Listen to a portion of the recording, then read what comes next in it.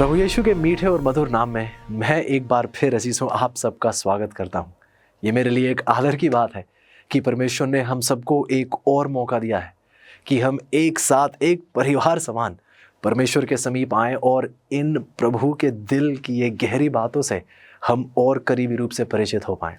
उम्मीद कर रहा हूँ अजीज़ों कि हमारे सफ़र में इस मुकाम तक आप परमेश्वर की भविष्यवाणी की बातें और गहराई से और स्पष्टता से समझ पाए हैं और उम्मीद कर रहा हूं कि अब आपका दिल और सच्चाई के लिए भूखा और प्यासा होगा। मैं प्रार्थना करूंगा कि आप इस सच्चाई में इस प्रकार इस दृढ़ रूप से स्थापित पाए जाएं कि जब प्रभु यीशु का आगमन हो तो ये सच्चाई प्रभु देखे आपके सिर्फ ज्ञान तक ही सीमित नहीं, आपके जीवन से एक रोशनी की तरह अंधकार में चमकती चली जाती है। ये मेरी प्रार्थना रहेगी प्रभु से कि परमेश्वर आपको लगातार इस आत्मिक अभ्यास में लगातार उन्नति देते चले जाएं।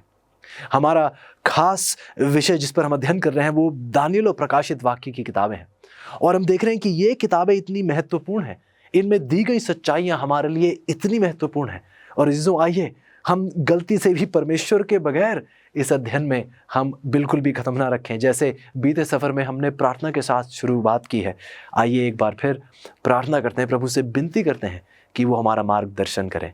आइए एक बार प्रार्थना करते हैं। प्यारे प्रभु, एक बार फिर प्रभु हम शुक्रगुजार हैं कि आपने इन लम्हों को आपका पवित्र नाम लेने की इजाज़त दी है। प्रभु हम ना इस लायक हैं ना इस काबिल हैं। प्रभु हम में ऐसी कोई अच्छाई कोई भी खूबी कोई भी भलाई ऐसी नहीं है जो हमें इस लायक बनाए प्रभु कि हम आपके समीप आ सकें और आपके नाम को ऊंचा उठाने वाले बन सकें। धन्यवादी हैं प्रभु आपकी पवित्र आत्मा की अगुवाई के लिए, जैसे आपने बार बार बहुत ही सामर्थी रूप से हमें अपनी गहरी बातें अपनी गूढ़ बातें हमारे सामने स्पष्ट की हैं। प्रभु हम आपके आभारी हैं। आज प्रभु मैं अपने अजीज़ों के लिए शुक्रगुजार हूँ जैसे आपने अपने लोगों के दिलों में एक प्रेरणा दी है, एक नई ऊर्जा दी है, एक नई ताकत और हिम्मत दी है। धन्यवाद हूँ प्रभु जिस प्रकार वचन से हमारे दिल में एक ऐसा उत्साह खड़ा होता है कि हमें परमेश्वर के साथ मरते दम तक बने रहना है। धन्यवादी है प्रभु एक बार फिर इस ही बहुत ही आशीषित पवित्र लम्हे के लिए, और विनती है प्रभु कि आप कृपया करके एक बार फिर हमारे दिलों को पाक साफ करें प्रभु, ताकि हम प्रभु यीशु को पूर्ण रूप से ग्रहण करने वाले बन पाए। प्रभु आपके आभारी हैं इस प्रेम के लिए, इस प्रतिबद्धता के लिए, और शुक्रगुजार हैं जिस कार्य को इस वक्त आप अंजाम देने जा रहे हैं। आपका नाम हमेशा के लिए ऊंचा उठाया जाए। ये सब कुछ हम आपके प्यारे बेटे प्रभु यीशु के नाम से मांगते हैं, आमीन आमीन। ऐसा आप सबका मैं एक बार फिर स्वागत करता हूँ। हम इस सफ़र में आगे बढ़ते चले जा रहे हैं और परमेश्वर हमें ये दानिएल और प्रकाशित वाक्य की भविष्यवाणियों की इन सच्चाइयों को हमारे सामने बहुत ही सामर्थी रूप से स्पष्ट करते चले जा रहे हैं। ऐसा हम आसपास देखते हैं और देखते हैं कि प्रभु यीशु का आगमन बहुत जल्द है। हम देखते हैं कि हम चिन्हों से घिरे हुए हैं और बार बार जिस हालात में हम जी रहे हैं ये इस बात का सबूत है कि प्रभु बहुत जल्द आ रहे हैं। हमने बाइबल से देखा है, हमने देखा है, अपने बीते पाठ में ही हमने देखा है कि ये प्रभु का वचन है और ये प्रभु का एक सत्य वचन है। हमने देखा है कि किस प्रकार परमेश्वर ने हमें बताया है कि जैसा लिखा है ठीक वैसा ही होता है। हमारे पहले पाठ में ही आपने देखा होगा, दानिएल की 2 से हमने देखा जैसा प्रभु ने भविष्यवाणी की ठीक वैसा ही सटीकता से पूरा होता चला आ रहा है। और आज एक बार फिर अजीजों हम अगले कदम में आगे बढ़ रहे हैं और हम चाहते हैं कि प्रभु के इस पुनरागमन पर, प्रभु यीशु के इस दूसरे आगमन के विषय में, इस परम उद्धार के विषय में परमेश्वर ने अपने कलाम से हमारे सामने क्या सच्चाइयाँ रखी हैं। ये पढ़ना बहुत ज़रूरी है अजीजों, क्योंकि बहुत से लोगों की अपने ही विचार हैं, बहुत से लोगों की अपनी ही एक विचारधारा है जो वो सोचते हैं कि प्रभु का आगमन ऐसा होगा या इस तरीके से होगा। लेकिन सवाल ये है अजीजों कि बाइबल क्या कहती है। ऐसा आज सवाल ये नहीं है कि दुनिया क्या कह रही है, कोई प्रचारक क्या कह रहा है, सवाल ये है कि परमेश्वर का वचन क्या कह रहा है, क्योंकि हम परमेश्वर के वचन पर भरोसा कर सकते हैं। परमेश्वर का वचन एक ऐसी जगह है, जैसे हमने बीते पाठ में देखी, जो हमारी एक शरण स्थान है। परमेश्वर के वचन में हम एक आस, एक उम्मीद, एक सुकून प्राप्त कर सकते हैं। और परमेश्वर एक बार फिर आपको और मुझे इस वचन की ओर आकर्षित कर रहे हैं। मैं चाहता हूँ अजीज़ों कि आप मेरे साथ बने रहें। क्यों? क्योंकि ये पढ़ाई बहुत गहरी है और हमें परमेश्वर की अगुवाई की ज़रूरत है। इसी के साथ साथ मैं आज का मुफ्त ऑफर भी आपके सामने पेश करना चाहूँगा। ये परम उद्धार प्रभु यीशु मसीह का पुनरागमन। आज के हमारे अध्ययन की ये संदर्शिका, जो सवाल आज आपके सामने पेश करे जाएंगे और जिन जवाबों से हम गुजरेंगे, वही सवाल और जवाब इस पत्रिका में भी पाए जाते हैं। यदि आप अपने स्क्रीन पर ध्यान दे रहे हो तो एक नंबर आपके सामने पेश किया गया है। यदि आप इसी वक्त उस नंबर पर कॉल करते हैं तो आपको ये पत्रिका निःशुल्क आपके घर तक पहुंचाई जाएगी। इसी के साथ यदि आप एक वेबसाइट का भी वर्णन देखें, उस वेबसाइट के माध्यम से भी आप इस पत्रिका को प्राप्त कर सकते हैं। और अजीजों, आपसे वायदा है कि यह मुफ्त ऑफर, यह किताब आपके घर तक पहुंचा दी जाएगी परमेश्वर की कृपा से। लेकिन उम्मीद यही है अजीजों कि जिस सच्चाई को हम प्राप्त कर रहे हैं, इस सच्चाई को हम अपने तक सीमित नहीं रखेंगे। ध्यान दीजिएगा अजीजों कि परमेश्वर का उद्धार मुफ्त तो है, लेकिन ये सस्ता नहीं है। परमेश्वर हमें सच्चाई तो दी है, ये सच्चाई प्रभु ने खुले दिल से मुफ्त हमें दी है, लेकिन ये सच्चाई ये सस्ती नहीं है। प्रभु यीशु ने अपने लहू से इसका बलिदान दिया, अपने लहू से इसकी रकम अदा की है। आइए हम उसको आदर सम्मान दें और इन सच्चाइयों को बहुत से लोगों तक पहुंचाने वाले बन सकें। इसी के साथ आज हमारी कहानी से हमारी शुरुआत करेंगे। ये कहानी हम अजीज़ों हमें ले जाती है दूसरे राजा की 11 में। एक बहुत अहम कहानी हमारे सामने रखी जाती है। यहूदा की निर्दयी रानी अतल्या अपनी माँ इज़ाबेल, जिससे आप वाकिफ होंगे, ये अपनी माँ इज़ाबेल से भी अधिक दुष्ट थी। जब उसके पुत्र अहज्याह की मृत्यु हो गई तो उसने अपने सब पोतों को मार डाला। कि आप सोच भी सकते हैं क्यों? क्योंकि उन्हें डर था, ये चिंता सता रही थी कि कहीं ये पोते उसके शासन की जगह ना ले ले। परंतु यहोशेबा, जो हज्याह की बहन थी, वह अहज्याह के पुत्र योआश को ले गई और उसे उस बिछौने रखने वाली कोठरी में उन्होंने छिपा लिया ताकि वह मारे ना जाए।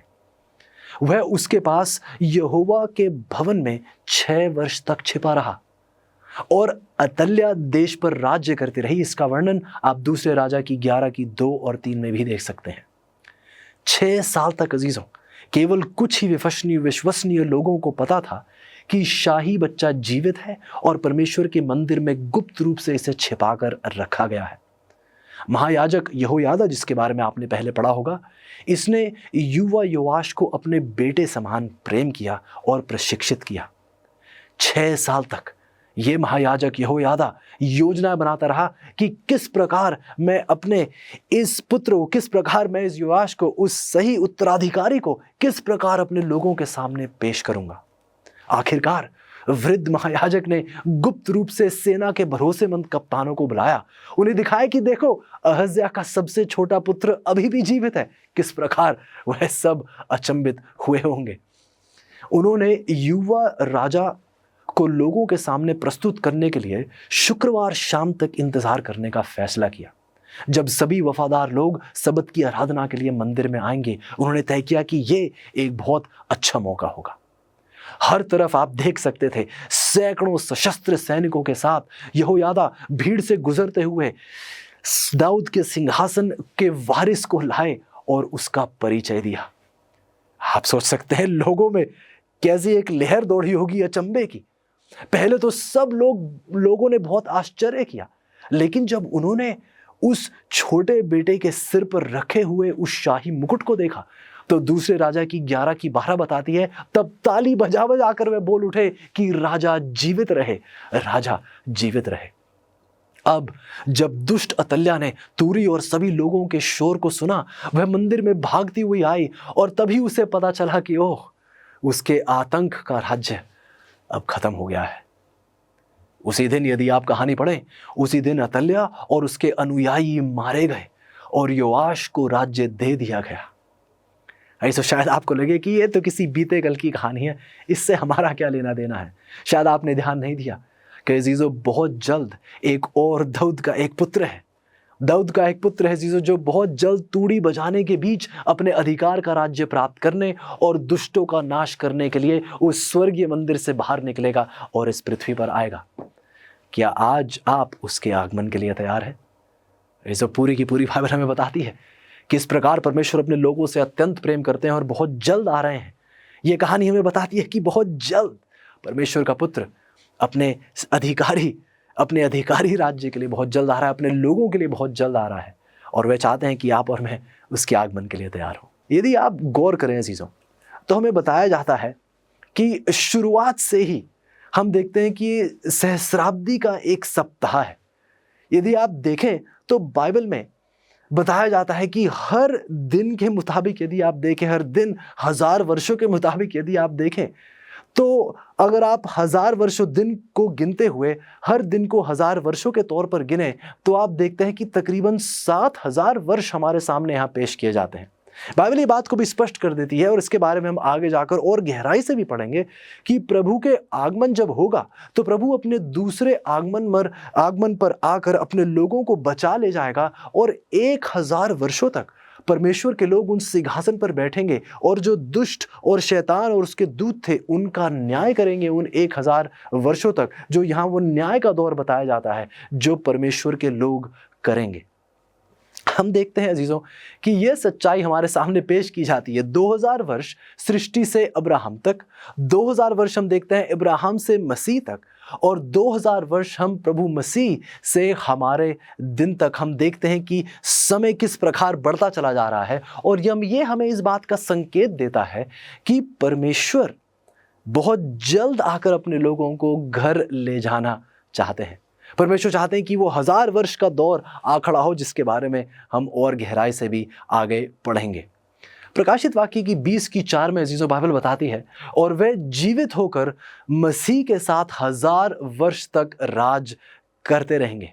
अजीजों मैं चाहता हूं कि आप और मैं उन लोगों की संख्या में हो जो प्रभु यीशु के साथ जीवित होंगे और प्रभु यीशु के साथ उन 1000 वर्षों तक सिंहासनों पर न्याय करेंगे। हम देखेंगे कि जिनको परमेश्वर ने बचाने की इतनी कोशिश की है वह बचाए इसलिए नहीं गए क्योंकि उन्होंने ये निर्णय लिया, उन्होंने ये तय किया कि उन्हें परमेश्वर का उद्धार नहीं स्वीकारना है। इसी के साथ आज का हमारा पहला सवाल हमारे सामने आ खड़ा होता है।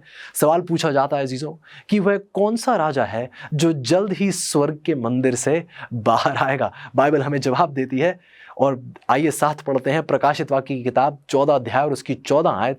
बाइबल कहती है, मैंने दृष्टि की और देखो एक उजला बादल है और उस बादल पर मनुष्य के पुत्र सरीखा कोई बैठा है जिसके सिर पर सोने का मुकुट है। अजीजों बाइबल बताती है कि मनुष्य का पुत्र प्रभु यीशु मसीह, उसके सिर पर सोने के मुकुट, एक राजा के तौर पर वह बहुत जल्द अपने लोगों को लेने के लिए आ रहा है। दूसरा सवाल मेरे साथ देखिएगा। सवाल पूछा जाता है कि जब यीशु वापस आएंगे तो क्या वह चुपचाप आएंगे? जब प्रभु यीशु मसीह बादलों में आएंगे तो क्या वह चुपचाप आएंगे? बाइबल इस बात को भी स्पष्ट कर देती है। पहले थिस्सलुनीकियों की 4:16 में लिखा है, क्योंकि प्रभु आप ही स्वर्ग से उतरेंगे, उस समय ललकार और प्रधान दूत का शब्द सुनाई देगा और परमेश्वर की तूरी फूकी जाएगी।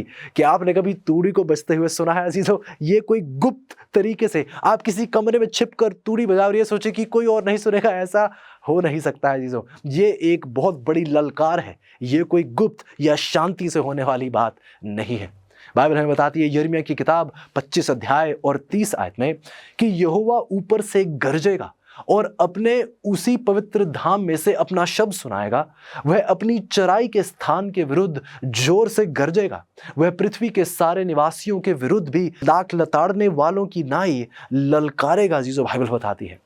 भजन संहिता की किताब में हम पढ़ते हैं उसका 50 अध्याय और 3 आयत कि हमारा परमेश्वर आएगा और चुपचाप ना रहेगा। जीसो बाइबल इस बात को स्पष्ट कर देती है कि प्रभु का आगमन एक चुपचाप से होने वाली घटना नहीं है। उसके चारों ओर बड़ी आंधी चलेगी। क्या आपने कभी किसी आंधी को चलते हुए देखा है जीसो? यदि आप ध्यान दें तो बाइबल यहाँ जब आंधी का वर्णन करती है तो आंधी का अर्थ वो अशांति और वो तूफानी दौर है। हम देखते हैं कि प्रभु यीशु का दूसरा आगमन स्पष्ट रूप से इस बात का वर्णन करता है कि ये एक शोरगुल की घटना होगी, ये कोई चुपचाप होने वाली घटना नहीं होगी। इसके बारे में ऐसा कुछ भी नहीं है जो गुप्त है अजीजों। यदि आप गौर करें बाइबल में तो हमें बताया जाता है कि पीछे छूटे जाने का परिदृश्य क्या होगा, क्या एक चोर की तरह होगा। इन बातों का वर्णन क्या है? देखिए जीसो कि हम इस बारे में बात करेंगे कि वह कैसे आ रहा है, प्रभु का आगमन कैसा होगा। बहुत से लोगों ने पहले आगमन को गलत समझा। जब प्रभु यीशु आए, जो उस मसीहा की इंतजार में थे, अब वही मसीहा उनके सामने खड़ा था, लेकिन वह फिर भी उसे पहचान नहीं पा रहे थे। अजीजों कहीं ऐसा तो नहीं है कि हमारी बाइबल की गलत समझ की वजह से एक बार फिर प्रभु यीशु हमारे सामने आ खड़े होंगे और हमें पता भी नहीं चलेगा, हम उसके आगमन के विषय में समझ नहीं पाएंगे। ऐसो आइए ऐसा ना हो कि प्रभु के आगमन पर हम अपने आप को दुष्टता में पाएं, गलत फहमियों में पाएं। आइए हम उस गलती में ना जाएं, आइए हम सच्चाई में अपने कदम आगे बढ़ाते चले जाएं। आइए अजीजों, हम किसी की बातों में ना आए, आइए वचन की सुने और देखें कि प्रभु का वचन हमसे क्या कहता है। देखते हैं दूसरे पतरस की 3:10 में बाइबल कहती है, परंतु प्रभु का दिन चोर की नाई आ जाएगा। उस दिन आकाश बड़ी हड़हड़ाहट के शब्द से जाता रहेगा और तत्व बहुत ही तप्त होकर पिघल जाएंगे और पृथ्वी और उस पर के काम जल जाएंगे। सो बाइबल बताती है कि ये एक ऐसा दौर होगा जब एक हड़हड़ाहट के शब्द जाते रहेंगे। बाइबल कहती है हड़हड़ाहट के शब्द जाते रहेंगे, तत्व बहुत ही तप्त होकर पिघल जाएंगे, पृथ्वी और उस पर के काम सब जल जाएंगे। अजीजों, तीसरा सवाल हमारे सामने उठ खड़ा होता है कि क्या प्रभु यीशु के लौटने के साथ कौन से अन्य भौतिक प्रमाण होंगे? प्रभु यीशु के लौटने के साथ कौन से अन्य भौतिक प्रमाण होंगे? बाइबल इस सवाल का भी जवाब देती है। आइएगा मेरे साथ, प्रकाशित वाक्य की किताब उसकी 16:18 में लिखा है, एक ऐसा बड़ा भूईडोल होगा कि जब से मनुष्य की उत्पत्ति पृथ्वी पर हुई तब से ऐसा बड़ा भूईडोल कभी ना हुआ था। ये जो हम देखते हैं, बाइबल इतने स्पष्ट रूप से हमें जानकारी देती है कि जब प्रभु का आगमन होगा उसके बारे में हमें किसी गलत फहमी में या हमें शक में रहने की जरूरत नहीं है। यहाँ शक की कोई गुंजाइश नहीं है। यदि आप वचन का अध्ययन कर रहे हैं तो वचन स्पष्ट रूप से हमें बता देता है हर उस जानकारी के बारे में जो हमें परमेश्वर के आगमन के लिए तैयार करती है। चौथा सवाल सुनिएगा अजीजों मेरे साथ, कि जब परमेश्वर लौटेगा तो प्रभु यीशु को कौन देखेगा? जब प्रभु यीशु लौटेंगे तो प्रभु यीशु को कौन कौन लोग देख पाएंगे? बाइबल बताती है मत्ती की 24:30 में कि तब मनुष्य के पुत्र का चिन्ह आकाश में दिखाई देगा और तब पृथ्वी के कितने लोग, सब कुलों के लोग छाती पीटेंगे और मनुष्य के पुत्र को बड़ी सामर्थ और ऐश्वर्य के साथ आकाश के बादलों पर आते देखेंगे। अजीजों, कितने लोग देखेंगे? बाइबल कहती है सब कुलों के लोग। यदि अभी भी आपको शक है तो अगली आयत सुनेगा। प्रकाशित वाक्य की 1:7 में लिखा है, देखो वह बादलों के साथ आने वाला है और कितनी आंखें, हर एक आंख अजीजों उसे देखेगी। अजीजों, आइए हम किसी गलतफहमी में ना रहें। हर गलतफहमी को यहाँ दूर किया जाता है क्योंकि बाइबल सच्ची है और उसकी सच्चाई आज एक बार फिर हमारे सामने पेश की गई है। प्रत्येक जीवित व्यक्ति यीशु को पृथ्वी पर लौटते हुए देखेंगे। परमेश्वर के लोगों का गुप्त जमा होना या रैप्चर का वर्णन, यह तो बाइबल में अजीजों कहीं पाया ही नहीं जाता है। बाइबल स्पष्ट रूप से बताती है कि हर एक आंख परमेश्वर के आगमन को देखेगी। अजीजों, एक बार फिर मैं आपसे विनती करता हूं, कृपया करके किसी व्यक्ति के बातों में मत आइएगा, मेरी बातें भी मत सुनिए। यदि बाइबल कहती है तो आप इस पर भरोसा कर सकते हैं। पांचवा सवाल हमारे सामने उठ खड़ा होता है, बादलों में लौटते समय प्रभु यीशु के साथ और कौन होगा? यह दिलचस्प सवाल है। इसका जवाब हमें मत्ती की 25:31 में मिलता है। जब मनुष्य का पुत्र अपनी महिमा में आएगा और सब कौन होंगे उसके साथ? सब स्वर्गदूत उसके साथ आएंगे, तो वह अपनी महिमा के सिंहासन पर विराजमान होगा। ऐसे बाइबल बताती है कि परमेश्वर की वापसी की चमक, इसकी तुलना कभी हाइड्रोजन बॉम्ब की, यदि आपने, मुझे पता है आपने शायद अपनी आंखों से कभी नहीं देखा होगा, लेकिन शायद चित्रों में देखा होगा, किसी फिल्म में, किसी वीडियो में आपने ये देखा होगा, लेकिन सच्चाई है कि परमेश्वर के उस आगमन की, उसकी वापसी की यह चमक किसी हाइड्रोजन बॉम्ब की चमक को तुच्छता में फीका बना देगी, बिल्कुल खत्म कर देगी। उसकी तुलना में यह हाइड्रोजन बॉम्ब की चमक कुछ नहीं होगी। अजीजों, प्रभु यीशु की कब्र पर आपको याद होगा जब एक स्वर्गदूत की चमक आई तो सभी रोमी पहरेदारों को मृत मनुष्यों के समान जमीन पर गिरा दिया गया था। इसका वर्णन आप मत्ती की 28:2-4 में देख सकते हैं। स्वर्ग के सभी स्वर्गदूतों की चमक अजीजों प्रभु यीशु के दूसरे आगमन को इतना उज्जवल बना देगी कि किसी से यह आगमन चूक नहीं सकता है। अजीजों, आप इससे चूक नहीं सकते हैं। हर आंख, बाइबल कहती है, देखेगी। इसी के साथ साथ प्रभु यीशु और पिता को शानदार, प्रभु यीशु और उनके पिता की एक शानदार महिमा भी होगी। ऐसा लूका की 9:26 में भी आप देख सकते हैं। हम ये भी देखते हैं कि प्रभु यीशु का दूसरा आगमन एक क्षितिज से दूसरे तक, आसमान के एक छोर से दूसरे छोर तक, जैसे बिजली एक छोर से दूसरे छोर तक आसमान में गरजती है, हमें ऐसी ही बिजली चमक कर दिखाई दे रही होगी। मत्ती की 24:27 में जैसे बिजली एक छोर से दूसरे छोर तक चमकती है और आप देखते हैं ऐसे इस दुनिया के एक छोर से दूसरे छोर तक प्रभु के आगमन में प्रभु को लोग बिल्कुल यकीनन देख पाएंगे अजीजों। छठा सवाल हमारे सामने आ खड़ा होता है कि प्रभु यीशु के आने की चमक जीवित दुष्ट लोगों के लिए क्या करेगी। यदि हम दुष्टता में हैं, पाप में हैं, तो प्रभु के आगमन को क्या हम सह पाएंगे या नहीं। आइए देखते हैं कि दुष्ट लोगों की प्रतिक्रिया क्या होगी। दूसरे थिस्सलुनीकियों की 1:7 और 8 में लिखा है, उस समय जबकि प्रभु यीशु अपने सामर्थी दूतों के साथ धधकती हुई आग में स्वर्ग से प्रकट होंगे, और जो परमेश्वर को नहीं पहचानते और हमारे प्रभु यीशु के सुसमाचार को नहीं मानते उनसे पलटा लेगा। इस जो बाइबल आगे कहती है दूसरे थिस्सलुनीकियों की 2:8 में, तब वह अधर्मी प्रकट होगा जिसे प्रभु यीशु अपने मुंह की फूंक से मार डालेगा और अपने आगमन के तेज से क्या कर देगा अजीजों, भस्म कर देगा। अजीजों, दुष्ट उसके आगमन को सह नहीं पाएंगे, बिल्कुल नहीं सह पाएंगे। अगला सवाल हमें और भी गहराई में ले जाता है कि प्रभु यीशु के आने पर मरे हुए धर्मी लोगों का क्या होगा। मरे हुए धर्मी लोगों का क्या होगा प्रभु के आगमन पर। बाइबल हमें बताती है अजीजों, आइएगा मेरे साथ, पहला थिस्सलुनीकियों उसका 4:16 में, कि जो प्रभु यीशु में मरे हैं वह कब उठेंगे, पहले जी उठेंगे। ये तो सच्चाई ये है, जो प्रभु यीशु में मरे हैं वो प्रभु यीशु में जी उठेंगे। सवाल अजीजों फिर आज ये उठता है कि क्या आज आप अपना जीवन प्रभु यीशु में व्यतीत कर रहे हैं या नहीं। अजीजों, सवाल आज ये कि क्या आज आपका सब कुछ परमेश्वर में समर्पित है या नहीं। सवाल आज ये अजीजों कि क्या आप और आपका परिवार प्रभु यीशु में पूर्ण रूप से समर्पित हैं या नहीं, क्योंकि बाइबल बताती है कि जो परमेश्वर में सोए हैं वह परमेश्वर में जलाए जाएंगे। जिनकी मृत्यु परमेश्वर में जीवित रहते हुए हुई है, सच्चाई तो यह है कि वो मृत रह नहीं सकते हैं। ये बाइबल की सच्चाई है अजीजों। जिन्होंने प्रभु यीशु को स्वीकार लिया है उन्हें कोई कब्र हमेशा तक नहीं रख सकती है। प्रभु के आगमन पर बाइबल कहती है जो प्रभु यीशु में मरे हैं वह पहले जी उठेंगे। इसी के साथ अजीजों आइए अपने अगले सवाल पर जाते हैं। सवाल पूछा जाता है कि इस समय पर जीवित और पुनर्जीवित पवित्र लोगों का क्या होगा। बाइबल जवाब देती है पहले कुरिन्थियों की 15 उसकी 52 और 53 में, कि मुर्दे अविनाशी दशा में उठाए जाएंगे और हम बदल जाएंगे, क्योंकि अवश्य है कि यह नाशमान देह अविनाश को पहन ले और यह मरणहार देह अमरता को पहन ले। ध्यान दीजिए अजीजों, परमेश्वर के अलावा अभी किसी के पास अमरता नहीं है। पहले तीमुथियुस की 6:15 और 16 इस बात की पुष्टि करती है कि परमेश्वर के अलावा और कोई अमर है ही नहीं।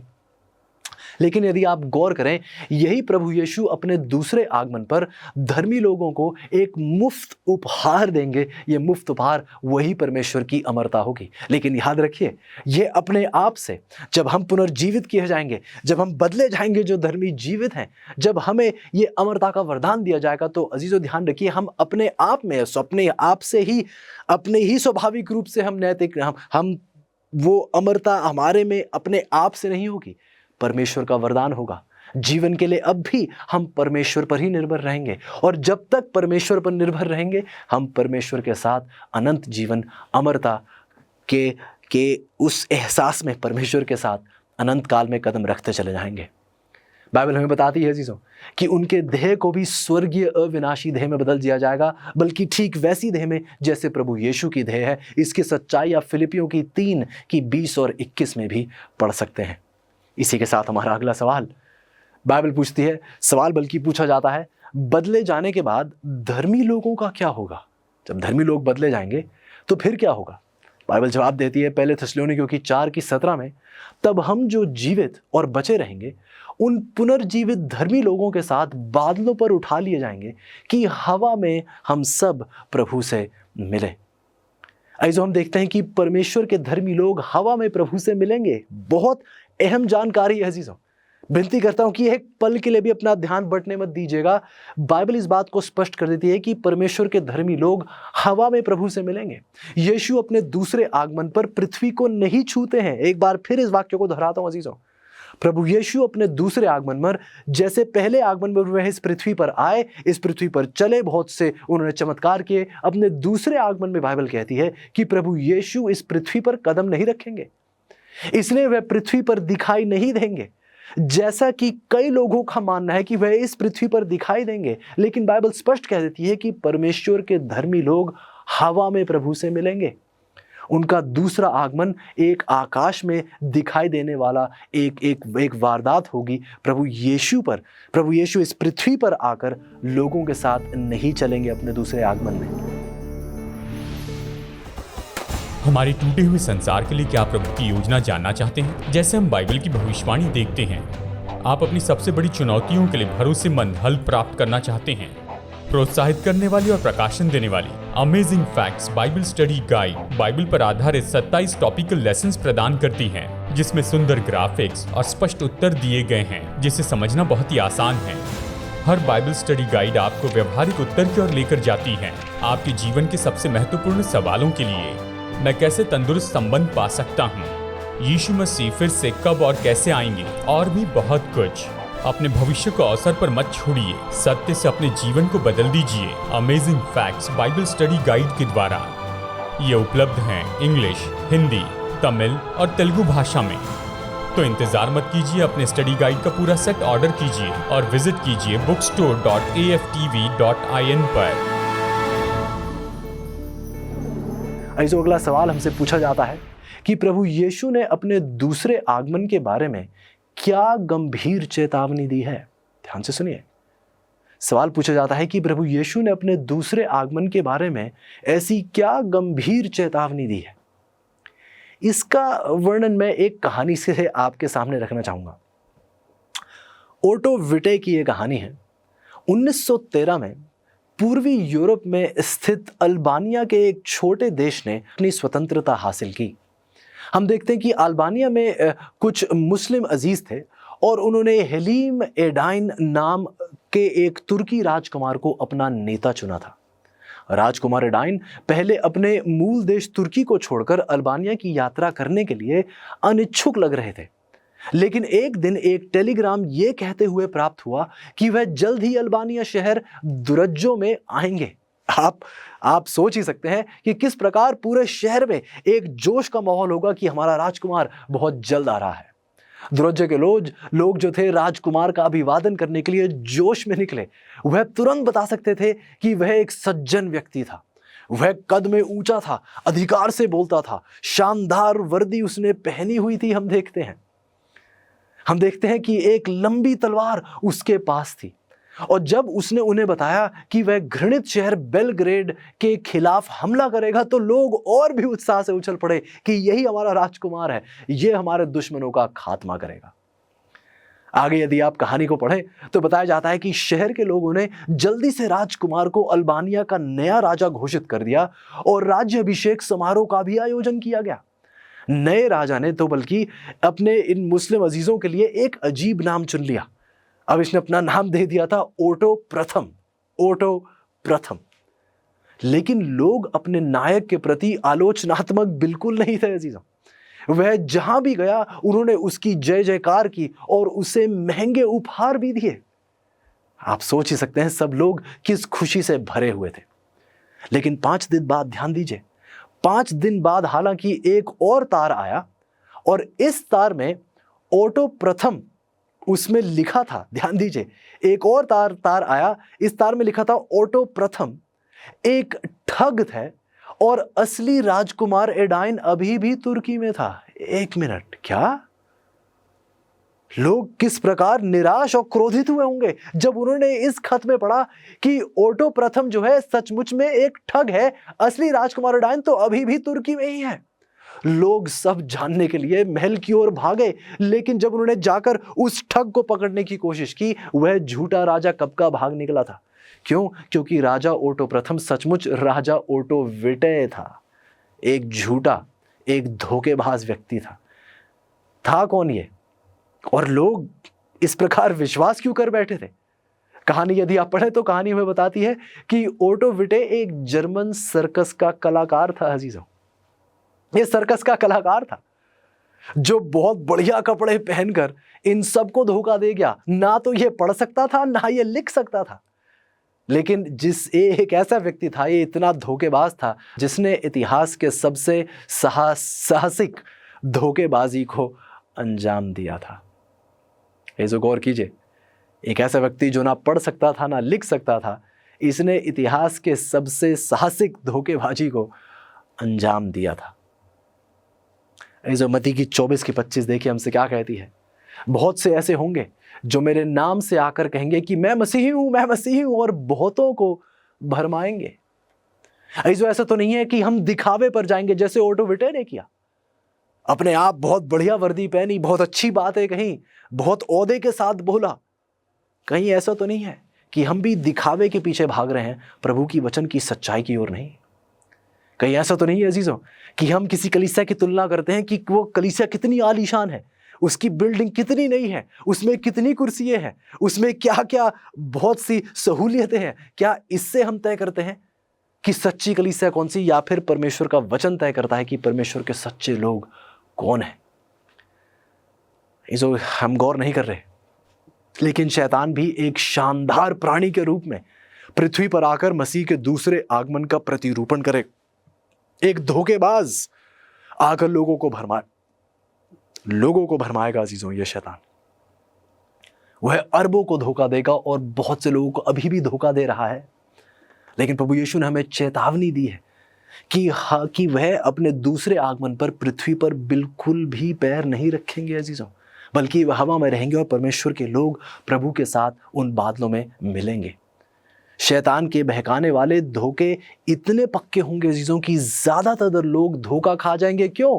क्योंकि लोग दूसरों की बातों पर ध्यान दे रहे हैं, परमेश्वर के वचन पर नहीं। और हम एक बार फिर आपसे विनती करते हैं अजीजों कि आइए आप और मैं इस वचन के शिष्य बने।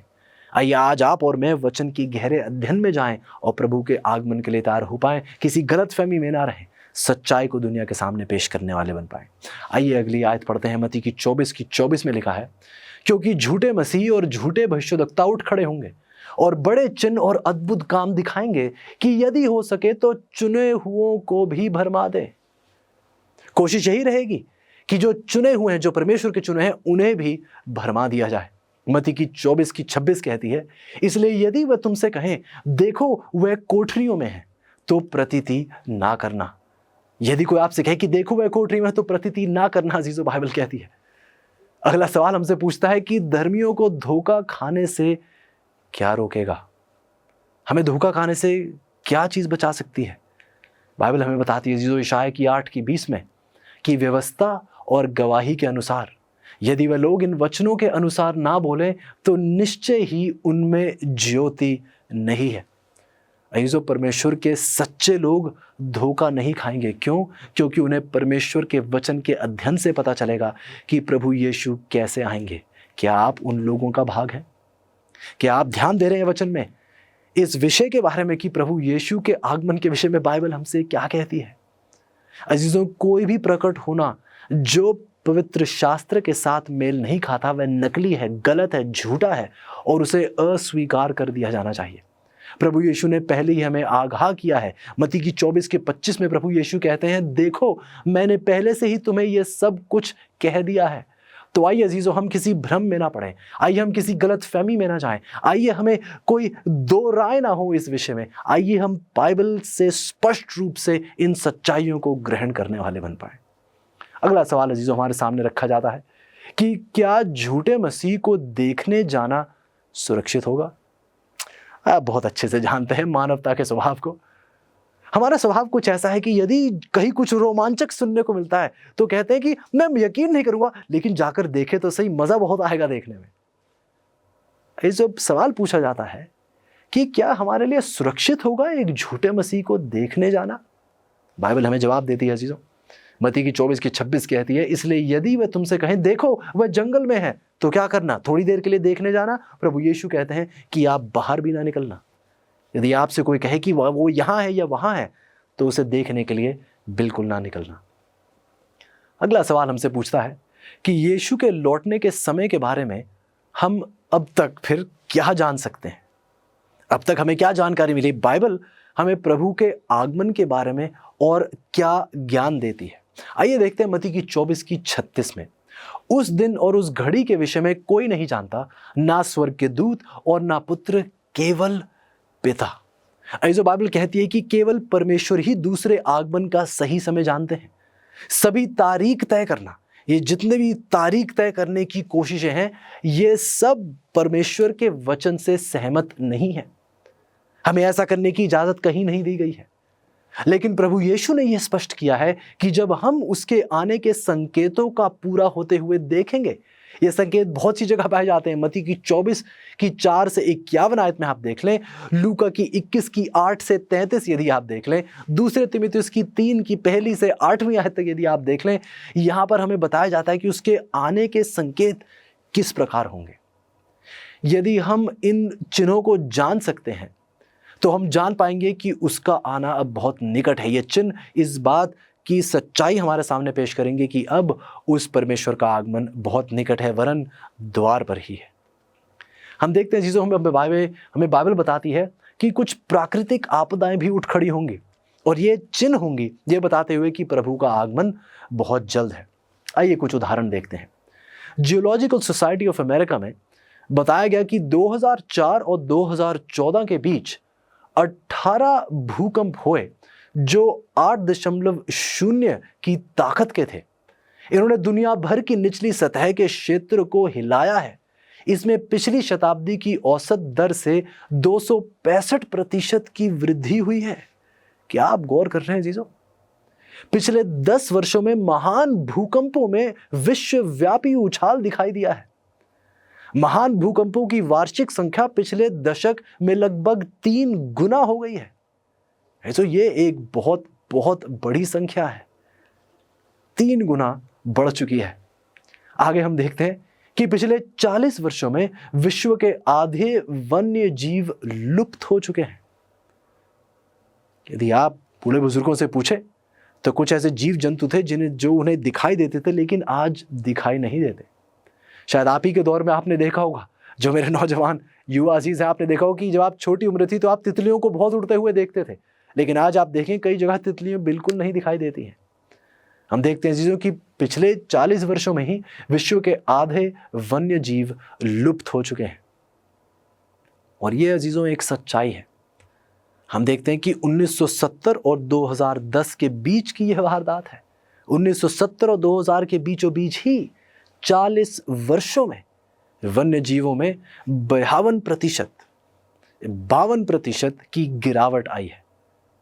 यदि आप गौर करें तो 1970 और 2010 के बीच 40 वर्षों में वन्य जीवों में 52% की गिरावट आई है। 52% की गिरावट आई है अजीजों।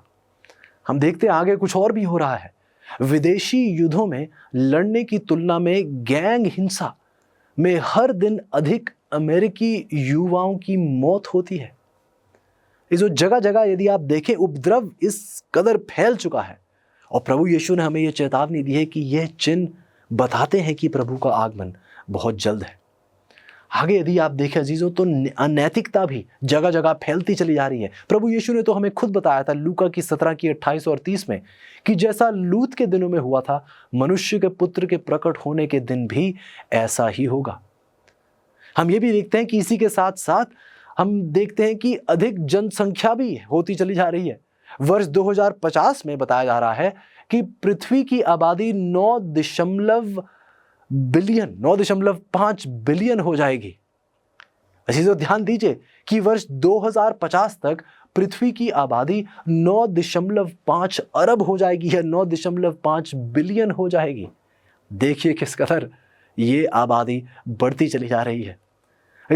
हमें यह भी बताया जाता है कि राजनीतिक अस्थिरता, परमाणु हथियार, ऐसी चीजें, ऐसे दौर में तो आज आप और मैं अजीजों बिल्कुल जीवित हैं। यदि आप रूस और यूक्रेन के युद्ध का उदाहरण ले लीजिए तो कई बार परमाणु हथियारों की धमकी कुछ दी जाती है।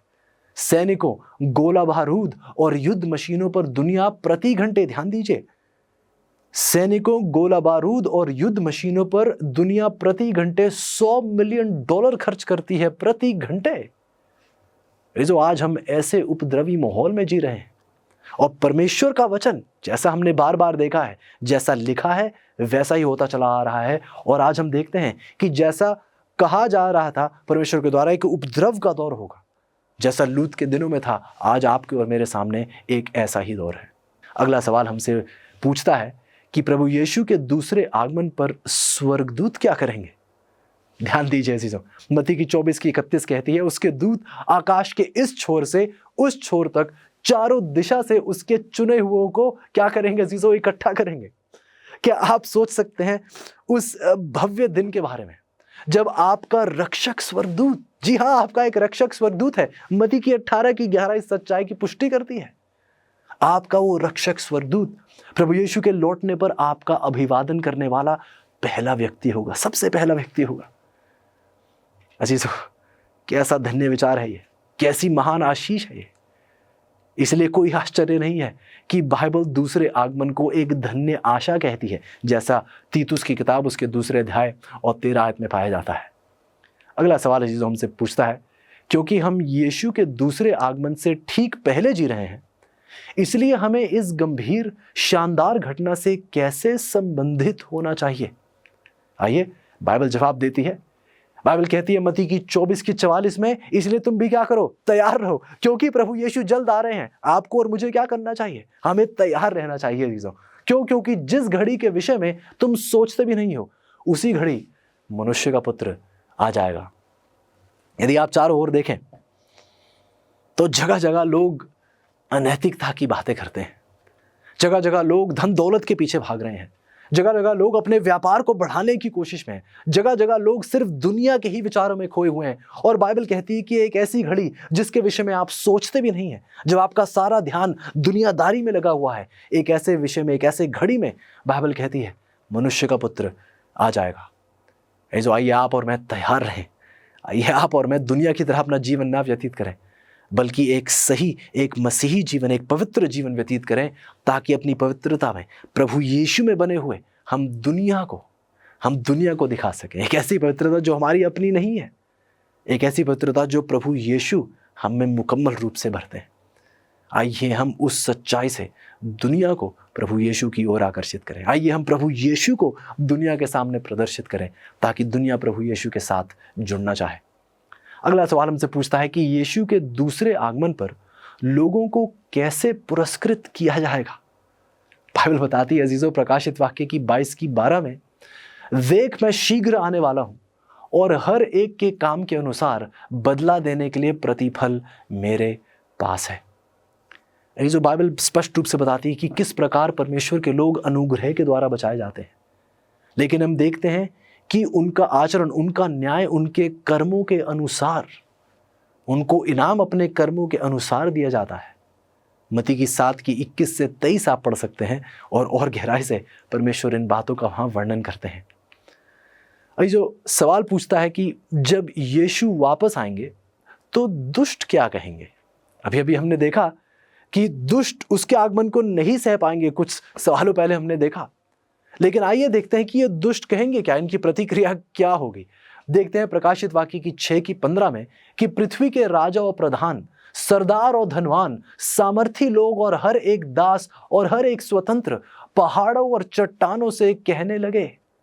प्रकाशित वाक्य की 6 की 16 और 17, ये पहाड़ों और चट्टानों से कहने लगे कि हम पर गिर पड़ो, हमें उसके मुंह से जो सिंहासन पर बैठा है और मेमने के प्रकोप से छिपा लो, क्योंकि उनके प्रकोप का भयानक दिन आ पहुंचा है। अब कौन ठहर सकता है? अब कौन खड़ा हो सकता है उसके इस महान दिन पर? इस प्रभु के दिन में कौन भला उसका सामना कर सकता है? ध्यान दीजिए अजीजों, इस अंतिम भूकंप के दौरान दुष्ट भय से पीड़ित प्रभु के सामने खड़े नहीं हो पाएंगे। क्या आपने कभी सोचा ऐसा क्यों? ऐसा इसलिए कि क्योंकि इन्होंने अपना पूरा जीवन परमेश्वर की मौजूदगी में नहीं बिताया है, और क्योंकि इन्होंने अपना संपूर्ण जीवन उसके साथ नहीं बिताया है, उसकी मौजूदगी में वह कभी जिए ही नहीं है, तो अब उसकी मौजूदगी उनसे सही भी नहीं जाती है। पवित्रता, सच्चाई, ये सब उनके लिए एक ऐसे विचार हैं जिसके बारे में इन्होंने कभी ध्यान नहीं दिया है। उसकी पवित्रता पर कभी इन्होंने समय नहीं लगाया है, उसके साथ समय नहीं बिताया है, उसके वचन का अध्ययन नहीं किया है, उसका दिल पानी की नाव, अपना दिल पानी की नाई उसके सामने उंडेल कर नहीं रखा है। जिन लोगों ने उसके साथ कभी कोई समय नहीं बिताया, तो जिसकी मौजूदगी में वह पहले कभी बैठे ही नहीं है, तो अब उसकी मौजूदगी वह कैसे सह पाएंगे? डर और भयानकता में बिल्कुल ठरठराते हुए, डर के मारे ये कह रहे हैं कि पहाड़ और चट्टान आकर हम पर गिर पड़े। लेकिन इसी के साथ प्रभु यीशु के प्रकट होने पर धर्मी क्या कह रहे होंगे? आइए इनकी तुलना देखिए। दुष्ट कह रहे हैं कि पहाड़ और चट्टान हम पर गिर जाइए, धर्मी लोग क्या कह रहे हैं? यशायाह की 25 की 9 कहती है, देखो हमारा परमेश्वर यही है धर्मी लोग कह रहे हैं प्रभु के आगमन पर कि देखो यही हमारा परमेश्वर है, हम इसी की बाट जोहते आए हैं कि वह हमारा उद्धार करे, हम उससे उद्धार पाकर मगन और आनंदित होंगे। ऐसे कैसे विचार है? एक वर्ग है जो कह रहा है कि पहाड़ और चट्टान हम पर गिर पड़ो, हम इसके साथ पहले कभी नहीं जिए और अब इसकी मौजूदगी हमसे सही नहीं जा रही। उसी समय एक दूसरा वर्ग है जो ये कह रहा है कि यही हमारा परमेश्वर है, इसी की बाट हम जोहते आए हैं, यही हमारा उद्धार करेगा, हम उससे उद्धार पाकर मगन, आनंदित और अनंत जीवन उसके साथ बिताएंगे। ये जो सवाल यह है कि आज आप कौन से वर्ग के हिस्सेदार होंगे? आप कौन से वर्ग में खड़े होंगे परमेश्वर के आगमन पर? पहाड़ और चट्टानें आप पर गिरने को आप कहेंगे, या फिर आप उस आजादी से, उस प्रेम से, उस स्नेह से परमेश्वर का नाम पुकार रहे होंगे और प्रफुल्लित हो रहे होंगे कि आखिरकार जिसकी इंतजार में आप थे, जिससे आंखें बंद करके बात किया करते थे, आज आप उसकी आंखों में आंखें डालकर बात कर सकते हैं। क्या आप नहीं चाहते कि आप उस वर्ग का भाग हो? अगला सवाल अजीजों, सवाल पूछा आता है कि प्रभु यीशु के दूसरे आगमन का मुख्य उद्देश्य क्या है? प्रभु यीशु के आगमन का मुख्य उद्देश्य क्या है? बाइबल हमें बताती है यूहन्ना की 14:3 में कि मैं फिर आकर तुम्हें अपने यहाँ ले जाऊंगा कि जहां मैं रहूं वहां तुम भी रहो। अजीजों, धरती पर लौटने का यीशु का सबसे रोमांचक उद्देश्य अपने बच्चों को उनके लिए तैयार किए गए शानदार घरों में ले जाना है। फिर ऐसी जगह जहां ना कोई आंसू होंगे, ना कोई संकट होगा, ना दर्द होगा, ना बीमारी होगी, ना मृत्यु होगा। ये सब चीजें बीता कल हो जाएंगी, बल्कि एक ऐसा दौर होगा जहां खुशी और शांति हमेशा के लिए बरकरार रहेगी। क्या आप ऐसे माहौल में नहीं जीना चाहेंगे? क्या आप ऐसे दौर में नहीं जीना चाहेंगे? क्या आप प्रभु यीशु के साथ नहीं रहना चाहेंगे? आइए जो थोड़ी देर के लिए इस कहानी को और भी गहरे रूप से समझने के लिए मैं चाहूँगा आपकी कबानतुन के महान छापों की ओर आपका ध्यान लेकर जाऊँ। ये कहानी हमें फिलीपींस देश ले जाती है जहाँ महान छापे हुए थे। कबानतुन शहर जो फिलीपींस में पाया जाता है, उसके पास एक जापानी शिविर से मित्र देशों के युद्ध बंदी, जिन्हें POW भी कहा जाता है, प्रिजनर्स ऑफ वॉर, ये युद्ध बंदियों और नागरिकों का बचाव हुआ था। 30 जनवरी 1945 को द्वितीय विश्व युद्ध के दौरान अमेरिकी फौज, अलामो के स्काउट्स और फिलिपिनो गुरिल्लों ने युद्ध बंदियों के शिविर से 500 से अधिक लोगों को मुक्त कराया था। यदि आप संदर्भीय रूप से इस कहानी को देखें तो बहुत ही एक अहम यह दौर था। बतान की लड़ाई, यदि आपने कभी उसके बारे में सुना हो, जो फिलीपींस एक जगह में हुई जिसका नाम बतान था। बतान की लड़ाई के दौरान हजारों अमेरिकी सैनिकों के आत्मसमर्पण के बाद बहुतों को बतान मृत्यु परेड के बाद कबानतुन जेल शिविर में भेज दिया गया था। एक बहुत ही खौफनाक, बहुत से लोगों की मृत्यु उसी परेड में हुई। कई किलोमीटर तक इन सैनिकों को चलाया गया और कई बीच रास्ते में ही इनकी मृत्यु हो गई थी। एक बहुत ही मुश्किल का दौर था इन सैनिकों के लिए। कहानी हमें बताती है कि ये सैनिक, इस मृत्यु परेड, अंग्रेजी में इसे डेथ मार्च भी कहा जाता है, इस मृत्यु परेड के बाद कबानतुन जेल शिविर में इन्हें भेज दिया गया था और जापानियों ने अधिकांश कैदियों को अन्य क्षेत्रों में स्थानांतरित कर दिया था और जेल में केवल 500 से अधिक अमेरिकी और अन्य मित्र देशों के युद्ध बंदी और नागरिकों को उन्होंने छोड़ दिया था। हालात बहुत बुरे थे। बीमारी, यातना और सही पोषण न मिलने की वजह से हालात बहुत ही बिगड़ चुके थे। कैदी अब डर के मारे थरथरा रहे थे, ये सोचते हुए कि इस मुश्किल दौर में शायद उन्हें मारा जाएगा। और वह देखते हैं कि जब जनरल डगलस मैकार्थर और उनकी अमेरिकी सेना लुजोन में लौट जाएगी, उन्हें इस बात का डर था कि जब ऐसा होगा तो इन सब को मार डाला जाएगा। जनवरी की बात है, 1945 के अंत में छठी सेना के नेताओं और फिलिपिनो गुरिल्लों द्वारा एक योजना विकसित की गई कि कैदियों को छुड़ाने के लिए एक छोटा सा बल भेजा जाए। 100 रेंजर्स और स्काउट्स और कुछ 100 गुरिल्लों के एक समूह ने शिविर तक पहुंचने के लिए जापानी छावनी के पीछे से 48 किलोमीटर की यात्रा की। और जहां एक समूह, ये रेंजर्स और स्काउट्स और गुरिल्लों का एक समूह उनको छुड़ाने के लिए जा रहा था, उस रात के अंधेरे में, ध्यान दीजिए, उस रात के अंधेरे में P-61 ब्लैक विडो नामक एक जहाज ने अंधेरे की आड़ में बाकियों का ध्यान बटाए रखा। समूह ने शिविर के भीतर और आसपास हमला कर जापानी बलों को आश्चर्यचकित किया और केवल 30 मिनट के हमले में सैकड़ों जापानी सैनिक मारे गए। सैकड़ों जापानी सैनिक मारे गए। अमेरिकी कम से कम हाथाहत हुए। रेंजर्स, स्काउट्स और गुरिल्लाओं ने युद्धबंदियों को अमेरिकी छावनी वापस भेज दिया। बचाव ने कैदियों को मृत्यु परेड और जेल शिविर के अत्याचारों के बारे में बताने का मौका दिया। और यह सब कुछ सुनकर जब बाकियों ने सुना तो जापान के खिलाफ युद्ध के संकल्प की एक नई लहर पैदा हुई। अजीजों, बचाव दल के मैकार्थर द्वारा प्रशंसा प्रदान की गई। इस बचाव दल को जनरल मैकार्थर डगलस मैकार्थर के द्वारा एक प्रशंसा प्रदान की गई और राष्ट्रपति फ्रैंकलिन डी रूजवेल्ट द्वारा भी इन्हें सम्मान दिया गया। और आज एक स्मारक पूर्व शिविर की जगह पर खड़ा है और कई फिल्मों में इस छापे की घटनाओं को चित्रित भी किया गया है। तो यदि आप गौर करें तो अजीजों, एक बहुत अहम योजना है जो परमेश्वर ने तैयार की है।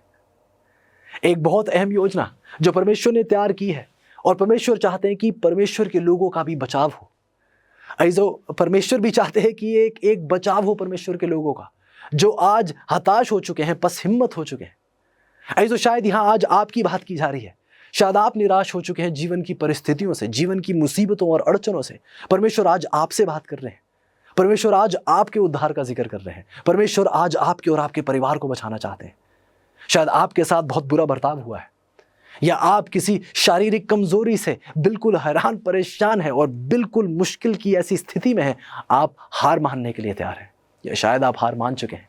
ऐसे आप ध्यान दीजिए, परमेश्वर कहते हैं कि परमेश्वर के आगमन पर परमेश्वर के लोगों को एक नई अविनाशी देह दी जाएगी। अजीजों, आज आप और मैं उम्मीद में स्वर्ग की ओर परमेश्वर की उपासना करते हुए उसके आगमन का इंतजार कर सकते हैं। आज आप और मैं, हमें इधर उधर देखने की जरूरत नहीं, दर दर भटकने की जरूरत नहीं। आज हम प्रभु यीशु की ओर ध्यान लगाकर उसके आगमन के लिए तैयार हो सकते हैं।